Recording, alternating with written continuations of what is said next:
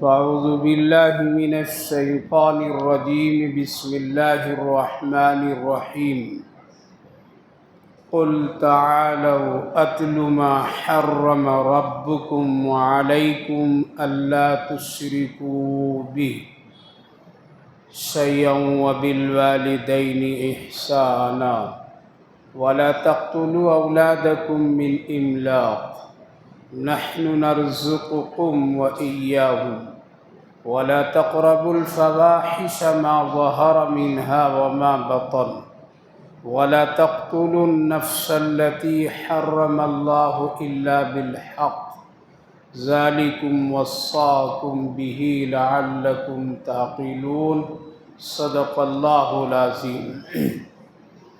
بھائیو اور بزرگوں، اللہ رب العالمین کا شکر، اس کا احسان کہ اللہ تعالیٰ نے ہم سبوں کو نماز تراویح جماعت کے ساتھ پڑھنے کی توفیق مرحمت فرمائی۔ اللہ تعالیٰ اس عمل کو قبول فرمائے، آخرت کے لیے نجات کا ذریعہ بنائے۔ آج الحمدللہ نماز تراویح میں 100 جز کی تلاوت ہوئی ہے، جس میں مشہور و معروف اور بڑی برکت والی سورت کی ایک تلاوت ہوئی ہے۔ اس سورت پاک کا نام ہے سورۃ الانعام۔ سورۃ الانعام کے بارے میں حدیث پاک میں ہے، نبی اکرم صلی اللہ علیہ وسلم نے ارشاد فرمایا کہ یہی ایک سورت ہے کہ اس کے نزول کے وقت 70,000 فرشتے حضرت جبریل علیہ السلام کے ساتھ تسبیح پڑھتے ہوئے آئے تھے، اور حضرت جبریل علیہ السلام اس سورت پاک کو لے کر کے آئے تھے۔ اس بنیاد پر اور اس اہتمام کی بنیاد پر اس سورت پاک کی بڑی فضیلت ہے۔ اسی لیے بعض علماء مفسرین لکھتے ہیں کہ اس سورت پاک کو پڑھنا چاہیے، خاص کر ایسے موقع پر جب تمہاری روزی رزق کی تنگی بڑھ جائے۔ اس میں اللہ رب العالمین بہت ہی خیر، برکت، رحمت اور فرشتوں کی دعائیں شامل رکھا ہے، اس لیے وقتاً فوقتاً اس سورت پاک کی تلاوت کرنی چاہیے۔ سورۃ الانعام، انعام کا مطلب یہ ہے، اور اس کا جو صحیح معنی ہے وہ جانور چوپائے۔ اللہ تعالیٰ کا کلام ہے، قرآن ہے، اللہ نے نازل فرمایا ہے، اور یہی ایک کتاب ساری مخلوقات اور پوری کائنات کے لیے رشد و ہدایت کا ذریعہ ہے۔ اس لیے اللہ تعالیٰ کبھی انسانوں کے نام پر رکھ دیا کوئی سورت، کبھی جانوروں کے نام پر بھی رکھا ہے، کبھی مرد اور عورتوں کے نام پر بھی رکھا ہے۔ اللہ قدرت والا، اپنے کام میں یکتا اور احکم الحاکمین ہے۔ جیسا کہ پہلے بھی عرض کیا تھا کہ جانوروں کے تذکرے اور جانوروں کے نام آ جانے سے قرآن کی عظمت اور اہمیت ختم نہیں ہوتی، بلکہ یہ اپنی جگہ، اپنی شان کے ساتھ قرآن باقی ہے۔ سورۃ الانعام، اس سورۃ پاک میں زیادہ تر اللہ رب العالمین نے ان جانوروں کا تذکرہ فرمایا ہے کہ تمہارے لیے کون سا حلال ہے اور کون سا حرام ہے۔ پھر حلال میں تمہارے لیے کون سی چیز حرام ہے جس کو تم کو نہیں کھانا ہے۔ یہ بھی بتایا گیا ہے کہ حلال جانور تو ہے، لیکن اگر کوئی طریقہ غلط اختیار کر لیا جائے تو وہ جانور پھر کیا ہوتا ہے؟ حرام ہو جاتا ہے۔ لہذا ان ساری مسائل اور ساری چیزوں کو اللہ نے ذکر فرمایا ہے۔ ذبح کیسے کرنا چاہیے، ذبح کرنے والا کون ہو اور کیسا ہو، اور ذبح کرنے کے بعد پھر اس جانور کے ساتھ کیسا سلوک کرنا چاہیے، یہ ساری چیزیں شریعت میں موجود ہے، اور اللہ تعالیٰ نے قرآن کریم میں اس کا ذکر بھی فرمایا ہے۔ ہم سب مسلمان ہیں، ایک ایسے دین کا ماننے والے ہیں جو دین آفاقی ہے، یعنی جس دین کو اللہ نے قائم کیا ہے، اور جس دین کو اللہ نے اپنے سب سے لاڈلے اور چہیتے رسول حضرت نبی اکرم صلی اللہ علیہ وسلم کے ذریعے سے دنیا میں نافذ فرمایا ہے۔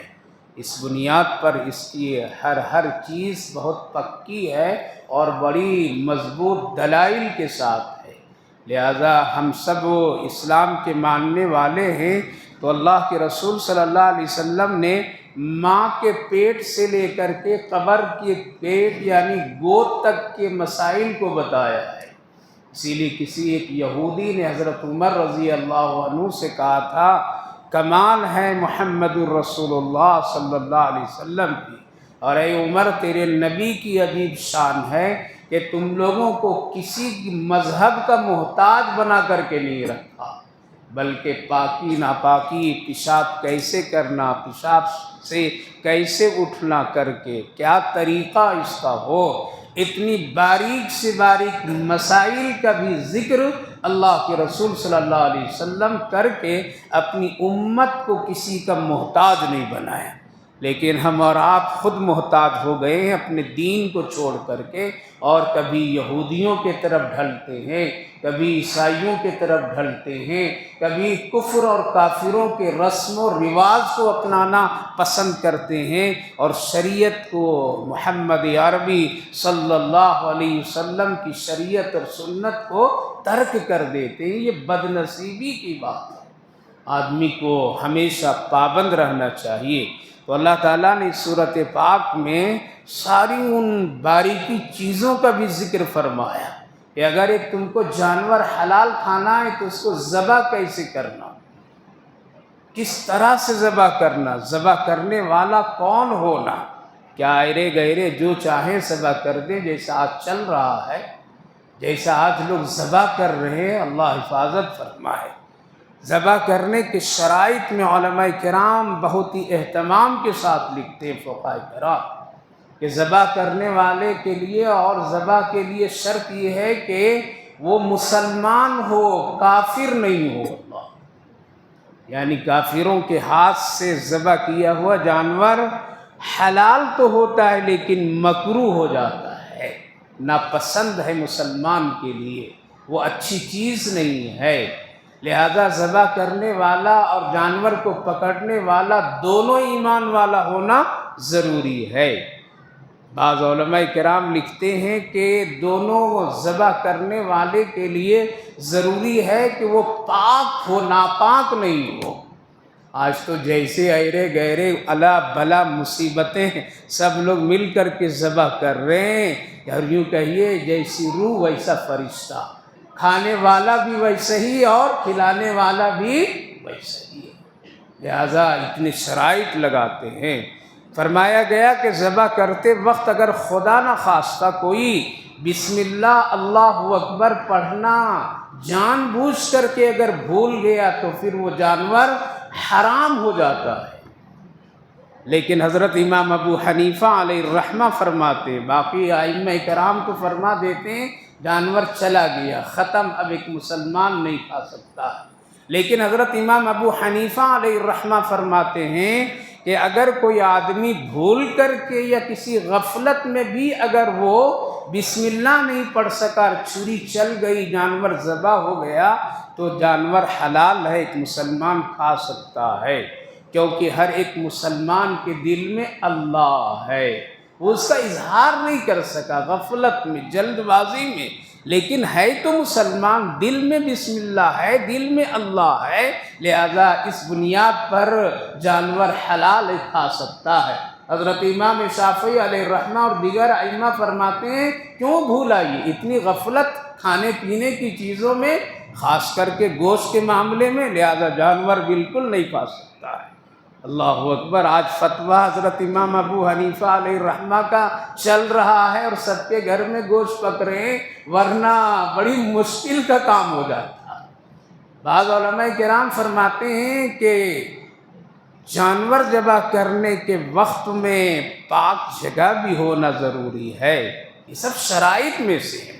آج اس پر بڑی غفلت ہے، بڑی غفلت ہے، یہاں تک کہ لوگ پاک صاف نہیں ہیں، یہاں تک کہ لوگ جو گوشت کی دکان چلاتے ہیں اور ذبح کا عمل کرتے ہیں ان کو صحیح سے بسم اللہ اور اس کے ضوابط اور شرائط معلوم نہیں۔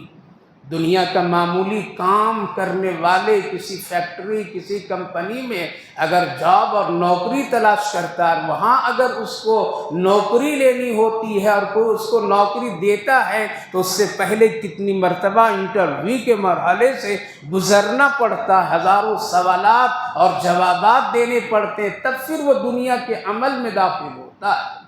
اسی لیے ہمارے ملک میں پہلے جب اسلامی نظام یہاں چلتا تھا اور اس کے بعد میں بھی بہت دنوں تک تھے یہاں پر، اب ذرا گڑبڑ کی کیفیت ہے، ورنہ ایک عالم دین باسند لوگوں کو مذبح خانے میں مقرر کیا جاتا تھا کہ ان کی نگرانی میں جانوروں کو ذبح کیا جائے، خدا نخواستہ کوئی غفلت میں حلال کو حرام اور حرام کو حلال نہ کر دیا جائے۔ گوشت کے سلسلے میں بہت چوکنا رہنے کے لیے شریعت کی طرف سے حکم ہے۔ اب تو دکانوں میں جائیے، مرغی اتنی جلدی سے لوگ ذبح کرتے کہ اللہ اکبر، اتنی جلدی سے آدمی خریدنے اور لے کر کے آنے میں بھی نہیں لگتا، اس سے پہلے لینے والا بھی کہتا ہے کہ مجھے ذرا جلدی دے دو، دینے والا بھی تیار ہے، ادھر ذبح کیا، کیا پڑھا نہیں پڑھا، نہ سر پر ٹوپی ہے نہ کپڑے درست ہیں، اس کے ذبح کیا، چلتے ہوئے پانی گرم میں ڈال دیا یا اس پر ایک آگ کی اس پر جلایا اور اس کی پنکھڑیوں کو جلا کر کے راکھ کیا، پھاڑا کاٹا نکالا دے دیا۔ ہم نے سمجھا کہ ایک مسلمان کی دکان سے گوشت خرید کر کے لائے، حلال ہی حلال ہے۔ علماء کرام لکھتے ہیں اگر مرغی کو ذبح کرنے کے بعد فوراً گرم پانی میں اگر ڈال دیا تو یہ مرغی کھانا مکروہ تحریمی کے درجے میں۔ اگر کوئی آدمی مرغی پر آگ کے ذریعے سے اس کی پنکھڑیوں کو صاف کیا، یہ بھی ناجائز ہے اور مکروہ کے درجے میں ہے۔ اللہ کے رسول صلی اللہ علیہ وسلم کے سامنے ایک صحابی پرندہ حلال پکڑ کر کے جنگل سے شکار کر کے لے جا رہا تھا۔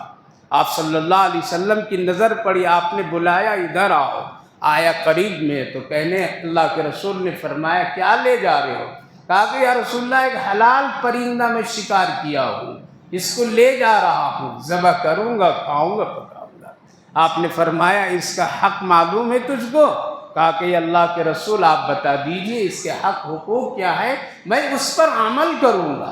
آپ نے ارشاد فرمایا دیکھو یہ تیرا حق ہے اور اللہ نے حلال جانوروں کو ہم سب کے کھانے ہی کے لیے پیدا کیا ہے، لہذا اس کا حق اور اس کے حقوق میں سے یہ ہے کہ اس کو اطمینان سے ذبح کرنا، تیز چھری سے ذبح کرنا، ایسا کن چھری نہ ہو کہ تم رگڑ رگڑ کر کے اس کو تکلیف پہنچاؤ، چاقو یعنی چھری تیز ہونی چاہیے، اطمینان سے اللہ کے نام لے کر کے ذبح کرو۔ یہ جب مکمل ٹھنڈا ہو جائے گا، یعنی یہ پرندہ پورا ٹھنڈا ہو جائے گا، اس سے پوری طرح سے اس کی جان اس کی روح نکل جائے گی اور ٹھنڈا ہو جائے گا، تب اس کی پنکھڑیوں کو تم نکالنا۔ اگر خدا نخواستہ اس میں ذرہ برابر بھی جان کی اگر کیفیت ہو تو اس کی پنکھڑیوں، ان کے چمڑوں اور ان کے پنکھوں کو مت صاف کرنا، اس کو تکلیف اور اذیت ہوگی۔ اور جب اس کو تم صاف کر لو گے تو پھر اس کو اچھا سے پکانا اور پکا کر کے پورے طریقے سے صاف صفائی کے ساتھ اس کو کھانا، یہ اس کے حق حقوق ہیں۔ ہڈیاں جو ہوگی اس کو کہیں اچھی جگہ پر ڈال دینا، اس لیے کہ ان ہڈیوں میں جناتوں کے خوراک اللہ رکھ دیتا ہے۔ تو میرے بھائی بزرگوں یہ حق حقوق ہے۔ آج مرغی کے ذبح کرنے والے یا دوسرے گوشت کی دکانوں پر مسلمان کی شکل میں بھی لوگ نظر نہیں آتے ہیں، نظر نہیں آتے، بس یہ توغرا ہے کہ اللہ اکبر، یہ توغرے بسم اللہ اللہ اکبر اور دوسرے توغرے لا الہ الا اللہ لٹکا کر کے ظاہر کر دیتے ہیں کہ ہم مسلمان ہیں، لیکن اندر سے مسلمان نہیں ہیں۔ اگر اندر سے ہوتے تو وہ شریعت کے مطابق ذبح کرتے۔ گوشت کے سلسلے میں آخر اتنی تاکید اور اس قدر گوشت کے سلسلے میں اتنا اہتمام کرنے کا اللہ نے کیوں حکم دیا، اس باریکی پر علماء کرام لکھتے ہیں اور حکماء لکھتے ہیں کہ گوشت کا تعلق انسان کے جسم سے بہت قربت رکھتا ہے۔ گوشت جب انسان کھاتا ہے تو اس کے جسم میں بہت جلدی اثر کرتا ہے اور اس میں طاقت پیدا کرتا ہے، اس کے اندر میں خود اثر انداز کی ایسی کیفیت ہے، وہ خون میں اور اس کے جسم میں جلدی حلول کر جاتا ہے اور اس کے جسم کے ہر اعضاء میں طاقت پہنچا دیتا ہے۔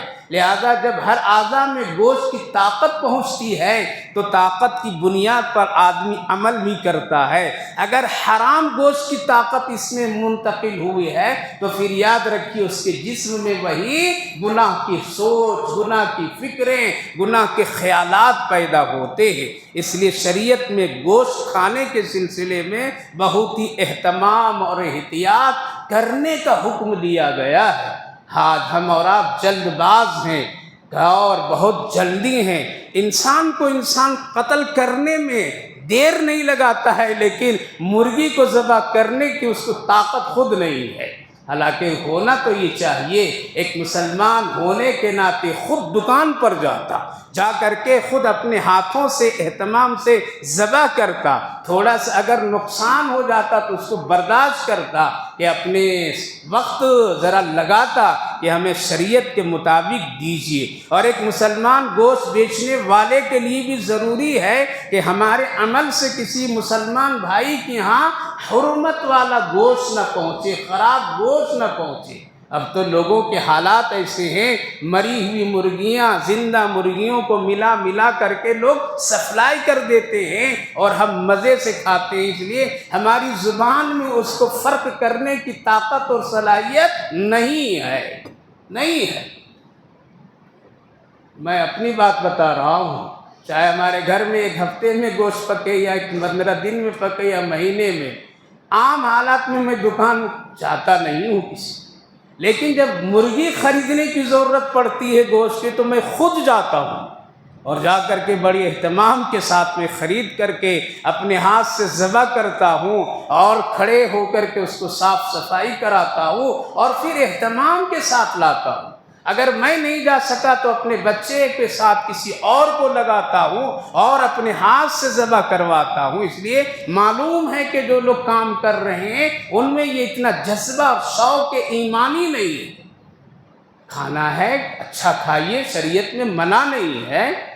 حضرت امام ابو حنیفہ علیہ الرحمہ کا قصہ بہت ہی مشہور و معروف ہے۔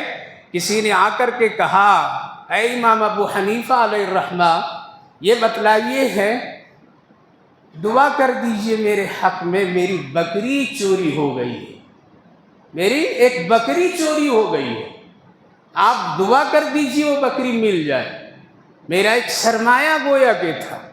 حضرت امام ابو حنیفہ علیہ الرحمہ کیفیت کو پوچھیں، کیسے چوری ہوئی، کہاں سے ہوئی، کیا ہوئی، سارے تفصیلات کے بعد آپ نے کہا جاؤ میں تیرے حق میں دعا کروں گا، مل گئی تو اللہ کا شکر ادا کرنا اور نہ ملی تب بھی اللہ کا شکر ادا کرنا، صبر کر لینا، اللہ اس کا اجر دے گا تجھے۔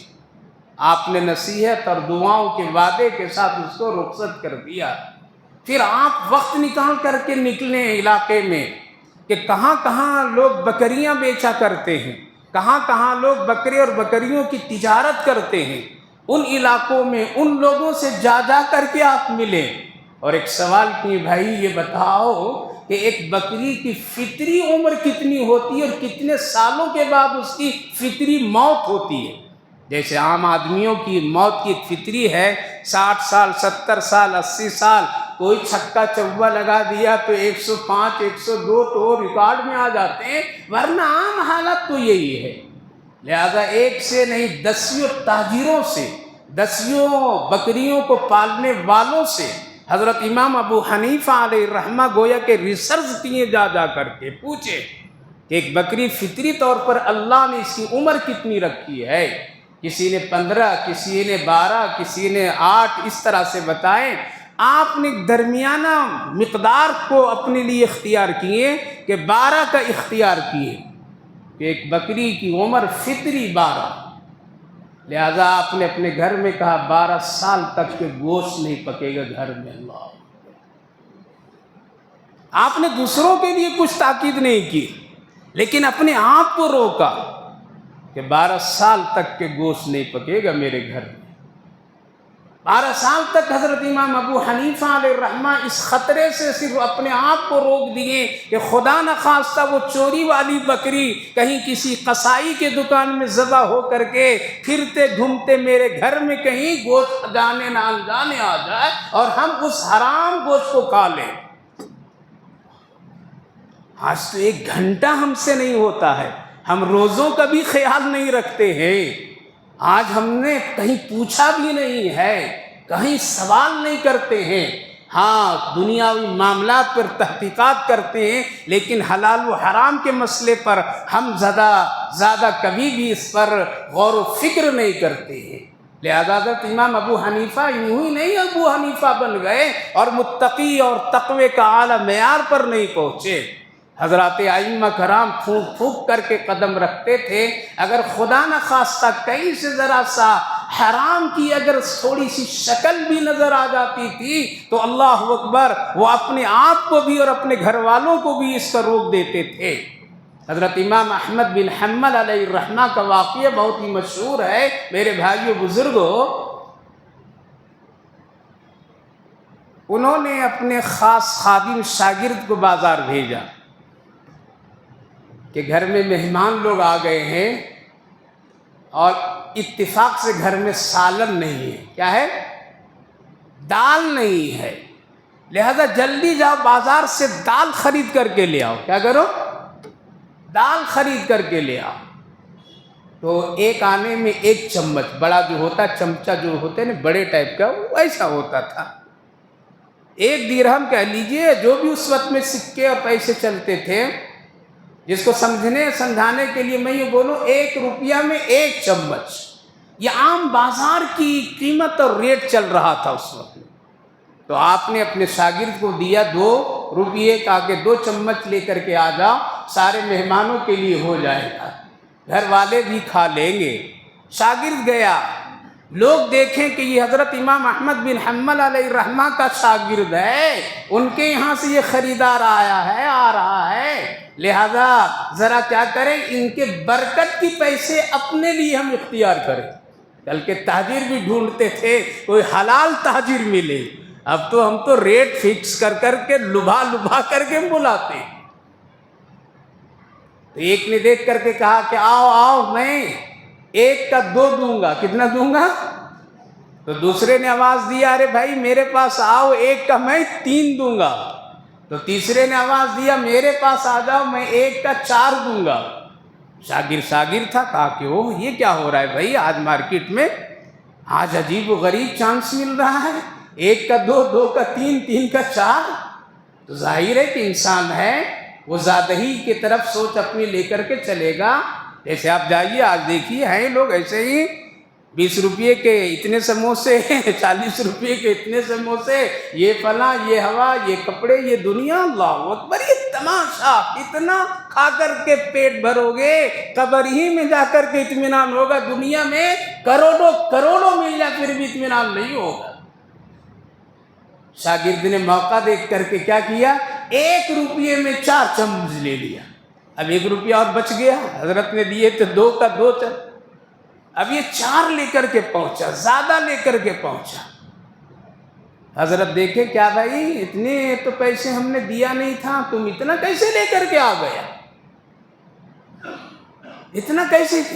کہا کہ حضرت آج تو قسمت کھل گئی تھی، آج تو بڑا اچھا چانس موقع مل گیا تھا، میرے دیکھتے ہی 7 لوگ بڑھا دیے، مجھے دیکھ کر کے کہنے لگے میری دکان سے لو 1 کا 2، پھر کسی نے کہا 2، 3، کسی نے 4، تو میں نے کہا جو 4 دے رہا اسی سے لے لوں، پیسے بھی میرے 1 بچ گئے اور 1 کے 4 مل گئے، تو اچھا ہے نا حضرت، یہ تو بہت اچھا ہے نا۔ ہم اور آپ کہتے واہ کیا، وہی دکان ڈھونڈ کر کے جاتے ہیں، یہ کبھی نہیں ڈھونڈتے ہیں چلو وہاں قرآن اچھا پڑھا جا رہا ہے، وہاں قرآن کی بات اچھی ہو رہی ہے، چلو وہاں ذرا نیکی اچھی لے لیں گے، وہاں ذرا سکون، یہ دماغ میں کبھی نہیں آ رہا مسلمانوں کا۔ لیکن دنیا میں اگر 1 روپیہ کا 4 ملے تو گھر بیچ کر کے لگا دیتے، لگایا نا بھی کچھ سال پہلے لوگ لگائے، کنگال ہو گئے لوگ۔ آٹو بیچ بیچ کر کے، گھر بیچ بیچ کر کے 1 لاکھ پر میں 5,000 ملنے لگے لوگ، تو سب جا کر کے ڈال دیے لوگ، اور پھر اتنا لوگ ہاتھ صاف کیے، پڑھے لکھے اس شہر میں لوگ، اللہ حفاظت فرمائے۔ عالم نے فتویٰ بھی دے دیا، اور وہ فتویٰ دیا، کوئی مسجد والے بنا لیے، کوئی مدرسے والے مدرسے بنا لیے، کوئی کیا کیا، ہنگامہ ہو گیا پورے شہر میں۔ پھر کیا ہوا؟ لالچ بلا بری وہ حال ہو گیا۔ نیکی میں بھی کبھی دوڑیے کہ وہاں قرآن اچھا پڑھا جا رہا ہے، وہاں ذرا سکون ہے، وہاں قرآن کی بات ہو رہی، چلو ذرا وقت لگا کر کے آخرت کی دین کی بات کچھ سیکھیں گے۔ حضرت نے پوچھا کیسے بھائی، اتنا کیسے 1 کا 4، کیا وجہ؟ آج ہم لوگ تو پوچھتے بھی نہیں، بیٹا وہیں جانا، وہاں ذرا زیادہ مل رہا ہے، وہیں سے لینا، وہاں جانا، یہ جانا۔ کہا کہ حضرت جب بازار پہنچا تو مجھے دیکھ کر کے لوگ ایسا کیے۔ کہا کہ یہ ضد پر ملا ہے۔ کیا ملا ہے؟ یہ ضد کی تجارت ہے، اور ضد کی تجارت حلال نہیں ہے۔ آج تو ضد پر لوگ کر رہے ہیں، تم اتنا ڈسکاؤنٹ دو گے ہم اس سے بھی زیادہ دیں گے، تم اتنا دو گے اس سے بھی ہم زیادہ دیں گے، کیا یہ ضد ہے؟ کہا کہ بیٹا ضد کی تجارت ہو گئی ہے، اور ضد کی تجارت اس طرح کی حرکتوں سے اور اس طرح کے عمل سے کسی چیز کا خریدنا لینا دینا جائز نہیں ہے۔ جلدی جا اور بازار میں واپس کرو۔ حضرت امام احمد بن حنبل شاگرد کو ڈانٹے بھی اور واپس بھیجو، جاؤ واپس کرو۔ جب یہ بازار پہنچے لے کر، بھائی ایسا ہے واپس کرو۔ کہا کہ واپس نہیں، لے جاؤ۔ اب واپس نہیں کرتے ہیں، لے جاؤ۔ بہت کوشش کی، واپس نہیں کیا، اس نے لے آیا۔ حضرت کہا کہ چلو واپس نہیں کیا تب کیا کرتے؟ انہوں نے چھوڑو، نہیں کیا تو چل یار کیا کر لے، آؤ۔ حضرت نے فرمایا یہ ہمارے لیے جائز نہیں ہے، ہاں یہ ہو سکتا ہے کہ غربا میں اس کو جا کر کے تقسیم کر دو، لیکن ہم اپنے گھر میں اس کا استعمال نہیں کریں گے، نہ خود کھائیں گے نہ مہمانوں کو کھلائیں گے۔ جب غربا میں اس دال کو تقسیم کرنے کے لیے لے جایا گیا تو مساکین اور فقراء بھی دیکھیں کہ یہ تو حضرت امام احمد بن حنبل کے شاگرد ہے، یہ کیا لے کر کے آ رہا؟ پوچھا کیا ہے بھائی، کیا دینے کے لیے آئے ہو؟ کہا کہ دال۔ کیسے، کیا ہوا؟ حضرت نے فرمایا تو حقیقت بھی بتا دینا، حقیقت بھی بتا دینا۔ کہا کہ ایسا ہے، اور اس طرح کی یہ دال آ گئی تھی حضرت کے یہاں، حضرت نے استعمال نہیں کی ہے، تم لوگ استعمال کر سکتے ہو۔ کہا کہ ہم لوگ بھی استعمال نہیں کریں گے۔ جب حضرت کے لیے جائز نہیں ہے تو کیا میرے لیے جائز ہو گیا؟ ہم لوگ بھی تقوی پر عمل کریں گے، ہم لوگ بھی اس دال کو نہیں استعمال کریں گے۔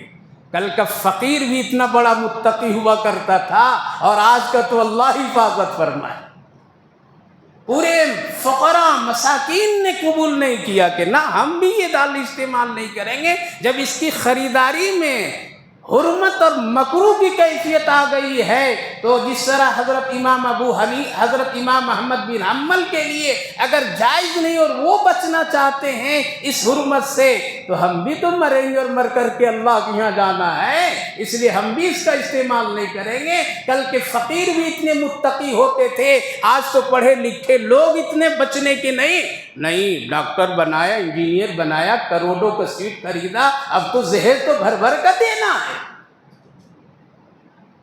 کل کے فقیر بھی ڈرتے تھے کیا حلال کیا حرام، آج تو پڑھ لکھ کر کے لوگ نہیں ڈرتے ہیں کیا حلال کیا حرام سے شادی ہو رہی ہے، کس کھانے کی حلال ہے اور کس کھانے کی حرمت ہے، کون سی مرغی حلال ہے، کون سی جائز ہے، کون سی ناجائز ہے۔ واپس آ گئے، اللہ اکبر، کیسا پاکیزہ زمانہ۔ واپس جب لے کر کے آیا، کہا کیا ہوا بھائی؟ کہا کہ کوئی مساکین اور کوئی فقراء قبول نہیں کیا حضرت۔ آگے یہ دال تو عجیب بن گئی میرے لیے، ایک پریشانی کی ذریعہ، اب تو لوگ ڈھونڈ رہے ہیں۔ حضرت نے فرمایا اس کو زمین میں دفن کر دو، اللہ اکبر، کیا کیے؟ اس کو زمین میں دفن کر دو، لیکن استعمال نہیں کریں گے۔ یہ ضد پر یہ حکام ہو گیا ہے۔ میں یہ عرض یہ کر رہا ہوں میرے بھائیو بزرگوں، ایک مومن کی شان یہ ہونی چاہیے، کوشش کرنی چاہیے کہ ہم کو حلال کس طرح ہم کھائیں گے۔ اب تو حالات ایسے ہیں، آن لائن سے ہم گوشت منگاتے ہیں، آن لائن سے ہم آرڈر دے دیتے ہیں، وہ خنزیر بھی بھیج دیتا ہے تو ہماری زبان اس کو فرق نہیں کر پاتی ہے کہ یہ کھانا، یہ جانور کیا حلال کا ہے یا حرام کا ہے۔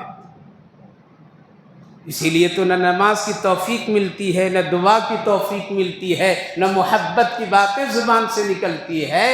تو اللہ تعالیٰ نے اس صورت پاک میں جانوروں کی اقسام، جانوروں کی قسمیں، گوشت کھانے کا طریقہ، حلال اور حرمت، ذبح کرنے کے مسائل، ساری چیزوں کو اللہ نے ذکر فرمایا ہے۔ اسی لیے پہلے دور میں جو آدمی اگر ذبح گوشت کی دکان کھولتا تھا تو اس کو لائسنس دینے سے پہلے، اجازت دینے سے پہلے ان کو پورا جانور کے ذبح کرنے کا اور اس کے سلسلے کے سارے مسائل پہلے وہ تیار پڑھ لکھ کر کے آتا تھا، اور اس پر جب پوری طریقے سے وہ پاس ہو جاتا تھا تب اس کو پھر اس کی اجازت دی جاتی تھی۔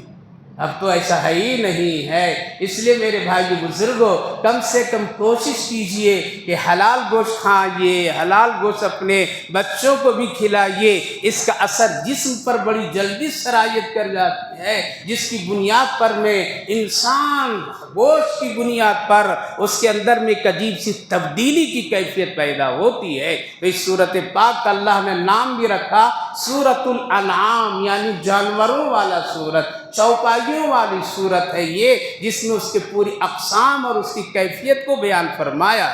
جس آیت کریمہ کو میں نے پڑھا ہوں اس وقت میں، جس آیت کریمہ کے بارے میں علماء مفسرین فرماتے ہیں یہ آیت اللہ کی وصیت ہے۔ کیا ہے؟ کس کی وصیت؟ وصیت جانتے ہیں؟ وصیت اس کو کہتے ہیں کہ جو اپنے مرنے سے پہلے کسی چیز کے بارے میں کسی کو وصیت کر دینا، یہ کام کرنا، ہم مر جائیں گے تو یہ چیزیں اس کو اس طرح تقسیم کر لینا، ہماری نماز جنازہ فلاں پڑھانا، ہماری قبر ایسی جگہ بنانا، فلاں فلاں، ایک وصیت وہ لکھتا ہے جو اس کو بڑی اہمیت دی جاتی ہے۔ کیا ہے؟ اس کی بڑی اہمیت ہوتی ہے۔ اب ایک آدمی مرنے کے بعد میں اس کے وارثین اس وصیت نامے کو لا کر کے پیش کرتا ہے، دیکھو بھائی مرنے سے پہلے اس نے یہ کہا ہے، لوگ اس کو قبول کرتے ہیں۔ اللہ کا ہر حکم ہمارے لیے قابل قبول ہے، لیکن کچھ ایسے مسئلے ہیں، حکم ہیں جس کو اللہ نے وصیت کہہ کر کے اپنے بندوں کو حکم دیا۔ اس سے یہ پتہ چلا کہ یہ کام بڑی اہمیت کے حامل ہے۔ کیا ہے؟ ترجمہ صرف سنیے، بات ختم کرتا ہوں۔ فرمایا قل تعالوا اتل ما حرم ربکم، اے میرے نبی لوگوں کو بلائیے اور بلا کر کے میری وصیت پڑھ کر کے سنائیے۔ اس وصیت کے بارے میں حضرت ام المومنین عائشہ صدیقہ رضی اللہ عنہا فرماتی ہیں کہ اگر کوئی آدمی پورے قرآن پر عمل نہ کرے، صرف اس وصیت پر عمل کر لے تو اللہ کی نظر میں محبوب اور مقبول بن جائے گا، اس کا ایمان قابل قبول کہلائے گا، وہ مومن کی شان ہوگی۔ کیا ہے؟ آ کر کے سنائیے، بلائیے لوگوں کو، تعالو، آؤ، اس کے مطلب آؤ ذرا میری بات سنو، میں اللہ کی بات سنانے جا رہا ہوں وصیت کے طور پر، میں بڑی اہمیت ہے۔ ما حرم ربکم علیکم اللہ تشرکوا بہ شیئا، سب سے پہلی بات اگر تم ایمان والے ہو تو کبھی بھی اللہ کے ساتھ شرک نہیں کرنا۔ پہلی وصیت، شرک نہیں کرنا۔ شرک بہت بڑا گناہ اور جرم ہے، مشرک کبھی جنت نہیں جا سکتا ہے۔ دوسری وصیت وبالوالدین احسانا، اپنے ماں باپ کے ساتھ حسن سلوک کرنا۔ سوال یہ ہے کہ اللہ اپنی عبادت کے بعد کس کو لایا؟ ماں باپ کو لایا۔ کیوں لایا؟ علماء کرام فرماتے ہیں جو ماں باپ کی خدمت اور اس کے ساتھ اچھا کام نہیں کر سکتا ہے وہ اللہ کے ساتھ نہیں کر سکتا ہے۔ کیوں؟ وہ ماں باپ کو دیکھتا رہتا ہے، اس کی نظروں کے سامنے ماں باپ ہوتے ہیں، ماں باپ کی دکھ تکلیف اس کی تمام پہلو سے ایک اولاد واقف ہوا کرتی ہے، اور ایک اولاد، لڑکے لڑکیاں اولاد لوگ سب جانتے ہیں کہ میرے ماں باپ کس طرح میری پرورش میں زندگی اور محنتیں کی ہے۔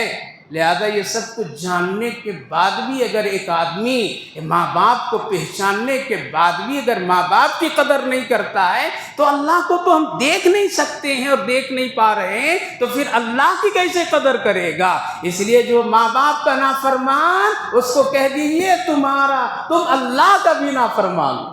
اس لیے اللہ فرمائے میں راضی ہوتا ہوں جب تیرے ماں باپ راضی ہوتے ہیں، تیرے ماں باپ کی رضا پر۔ لہذا ماں باپ کو ناراض کر کے آپ 70 چکر طواف کی کر لیجئے، اللہ خوش نہیں ہوگا۔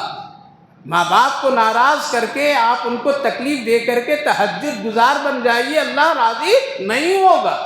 آپ کتنے صدقات خیرات کر لیجئے، دوستوں کے ساتھ پارٹی بازیاں کر لیجئے، ماں باپ ناراض تو نہیں، لیکن ہاں ماں باپ کو بھی اس کے حق اور حقوق ہے، تو ماں باپ کے ساتھ بہت ہی قدر اور احسان کا معاملہ کرنے کا حکم دیا گیا۔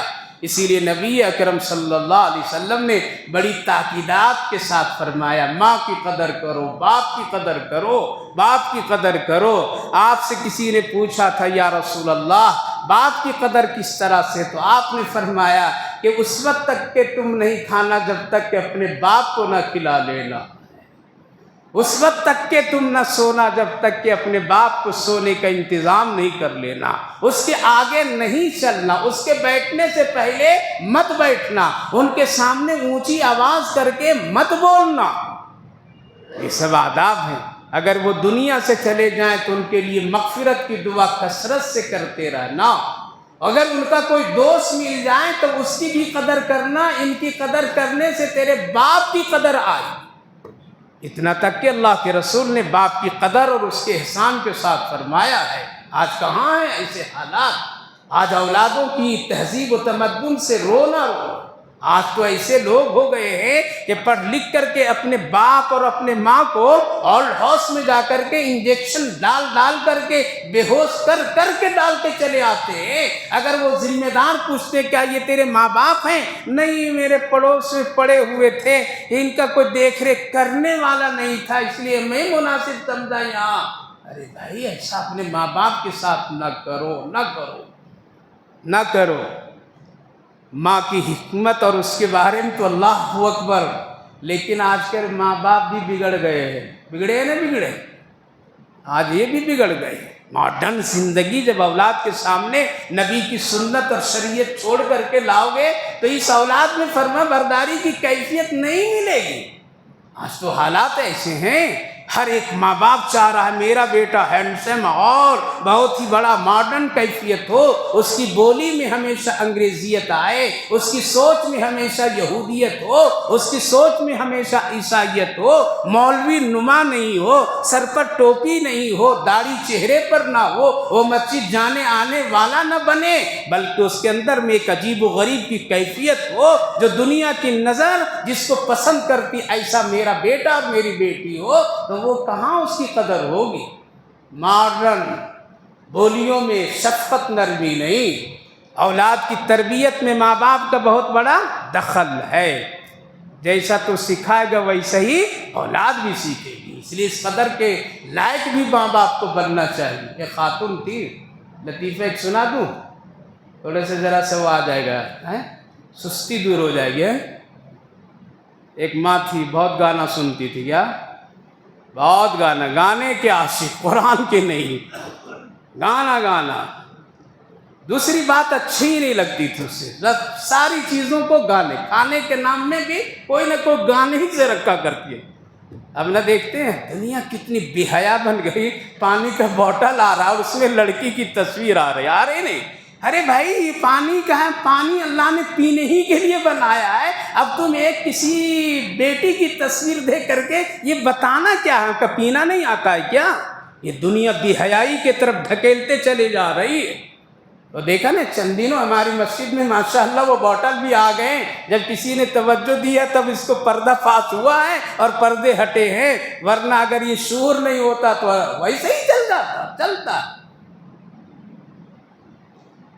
تو ماڈرن ہر چیز میں گانا، کھانے روٹی کا بھی نام گانے ہی پر، پانی کا نام بھی گانے ہی پر۔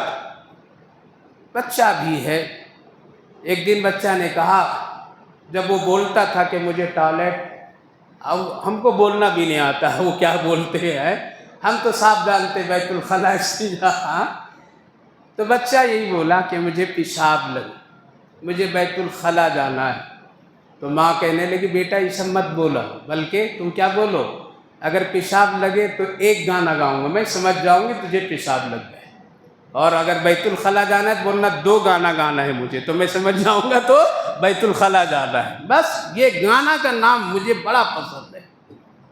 تو بچہ ویسے ہی ماں کے ساتھ، ابا حضور ہفتے والے تھے، ہفتے والے سمجھیں سنڈے، آج تو ایسا ہی ہے نا، سنڈے میں چھٹی مل گئی تو وہ بھی بیچارہ سونے میں گزار دیتا ہے، بچوں کے ساتھ میں گزارتا ہے، اسی لیے تو بچے بگڑ گئے، نکل گئے ہاتھوں سے۔ ایک دن اتفاق یہ ہوا کہ ماں میکے چلی گئی اور بیٹا جو ہے وہ باپ کے ساتھ رات گزارنا پڑا۔ باپ کو بیوی کا یہ فارمولہ یاد نہیں تھا، نہ کبھی سنا تھا نہ سمجھا تھا۔ 12 بجے رات بیٹا اٹھا اور کہا کہ ابا گانا گانا ہے مجھے۔ کہا کہ رے یہ رات میں تجھے گانے کی شوق کہاں سے آ گیا؟ کہا کہ گانا ہے مجھے۔ کہا کہ چپ بیٹھ سو، ابھی گانا کے وقت ہے، گانے کا کوئی وقت یہ ہے، صبح گا لینا۔ نہیں ابا ابھی گاؤں گا۔ کہا کہ نہیں ابھی سو۔ کہا کہ بہت زور سے گانے کے دل چاہ رہا ہے۔ تو بیٹا تو بھی سمجھا نہیں، باپ تو جانتا نہیں تھا میری بیوی کیا کیا اندر کر رہی ہے میری اولاد کے ساتھ۔ آج یہی ہو رہا ہے، ماڈرن والے لوگ یہی کر رہے ہیں، اپنی اولادوں کو جہنم میں دھکیل رہے ہیں۔ تو باپ ذرا ڈرا، کہا کہ اچھا آہستہ سے میرے کان میں گا دو۔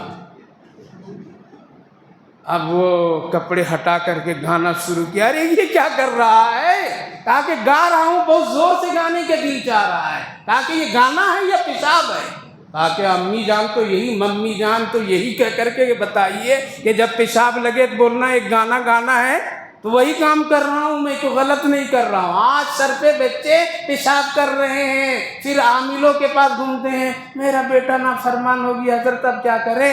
تعویذ سے ٹھیک ہوں گے؟ وہ نہیں ٹھیک ہوں گے۔ اپنی اولاد کی خبر رکھیے، تب پھر آپ کی وہ قدر بھی کریں گے، اور اگر آپ اولاد میں دین نکال دیں گے تو پھر کبھی بھی وہ قدرداں نہیں ہوں گے۔ تو دونوں کو دین کے راستے پر چلنا ہے۔ فرمایا اے میرے محبوب میری وصیت سنا دیجئے، ماں باپ کے ساتھ لوگ احسان کا معاملہ کریں۔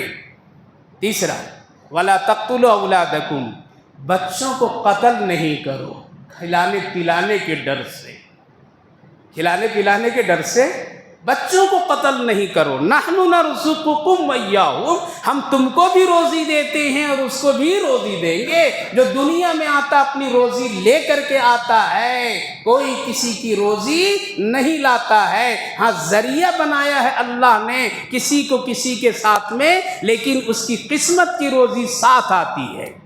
نحن نرزقکم، لہذا کھلانے پلانے کے ڈر سے بچوں کو قتل نہیں کرنا چاہیے۔ جیسے آج ہوتا ہے نا، بیٹی کی خبر آ گئی تو اندر اندر قتل ہو گیا۔ علماء کرام لکھتے ہیں کہ اگر کوئی آدمی جان آ جانے کے بعد میں پیٹ میں اگر قتل کر دیا کسی بھی طریقے سے، تو وہ قتل ایسا ہی جیسے کسی نے زندہ کو قتل کیا۔ قرآن میں اللہ فرمایا وَإِذَا الْمَوْءُودَةُ سُئِلَتْ بِأَيِّ ذَنبٍ قُتِلَتْ، ہم سوال کریں گے، لہذا کھلانے پلانے کے ڈر سے مت قتل کیجیے۔ ہاں کچھ مسائل ہیں، وہ ایک الگ بات ہے، علماء سے رجوع کرنی چاہیے کہ کب بچہ ہونا کب نہیں ہونا کیا حالات، وہ الگ مسئلہ ہے، لیکن اس بنیاد پر نہیں۔ آگے اللہ نے فرمایا وَلَا تَقْرَبُوا الْفَوَاحِشَ مَا ظَهَرَ مِنْهَا وَمَا بَطَنَ، فحش گناہ لوگ نہ کریں، یعنی دکھا کر کے نہ کریں، جرأت کے ساتھ نہیں کریں، ہمت کے ساتھ نہیں کریں، لوگوں کو دعوت اور بلا کر کے گناہ نہیں کریں۔ ہم تم مل کر کے یہ گناہ کریں گے، دیکھو ہم یہ گناہ کرتے کون بولنے والا ہے؟ اے میرے محبوب میری وصیت بتا دو، نہ چھپ کر کے ایسا گناہ کرو، نہ دکھا کر کے گناہ کرو، تم جہاں بھی کرو گے اللہ کو معلوم ہے۔ اس لیے گناہ کر کے جری بن جانا یہ کفر کی علامت ہے۔ کیا ہے؟ یہ کافر کی پہچان ہے۔ اللہ فرمایا آگے وَلَا تَقْتُلُوا النَّفْسَ الَّتِي، پانچویں وصیت کہ کبھی بھی تم کسی کو ناحق قتل نہیں کرو، کسی دنیاوی غرض اور مقصد، ذَلِكُمْ وَصَّاكُمْ بِهِ، یہ اللہ کی وصیت ہے، لَعَلَّكُمْ تَعْقِلُونَ، اگر تم سمجھدار ہو تو سمجھ جاؤ۔ پھر آگے اور دو وصیت، وَلَا تَقْرَبُوا مَالَ الْيَتِيمِ، اور یتیموں کو مال نہیں کھانا، یہ بھی اللہ کی وصیت ہے۔ اور آگے اللہ فرمایا وَأَوْفُوا الْكَيْلَ وَالْمِيزَانَ، ناپ تول کو ٹھیک رکھنا، یہ بھی اللہ کی وصیت ہے۔ یعنی وزن لینے دینے میں، کپڑا کاٹنے میں، کسی بھی چیز کو دینے میں برابری کرنا، یہ اللہ کی وصیت۔ لا نکلف، اللہ فرمایا اے میرے بندوں میں تیری طاقت سے زیادہ تجھ کو عمل کرنے کے لیے نہیں کہتا ہوں، اور ہم نے اپنے بندوں کو بوجھ بھی نہیں دیا، لا نکلف نفسا الا وسعها۔ آخری وصیت وَإِذَا قُلْتُمْ فَعْدِلُوا، انصاف کی بات کرنا چاہے تیرے رشتہ دار ہی کیوں نہ ہو، رشتہ دار ہی کیوں نہ، انصاف کی بات کرنا، وعدے کی تکمیل کرنا۔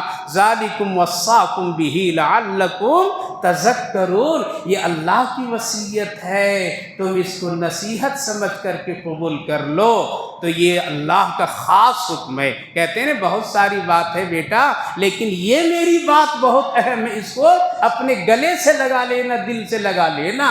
اسی طرح اللہ کا حکم پورا قرآن ہم سب کے لیے ہے، لیکن یہ 8 باتیں، 8 وصیت بہت خاص ہے، اس کو اپنی زندگی کا حصہ بنائیے۔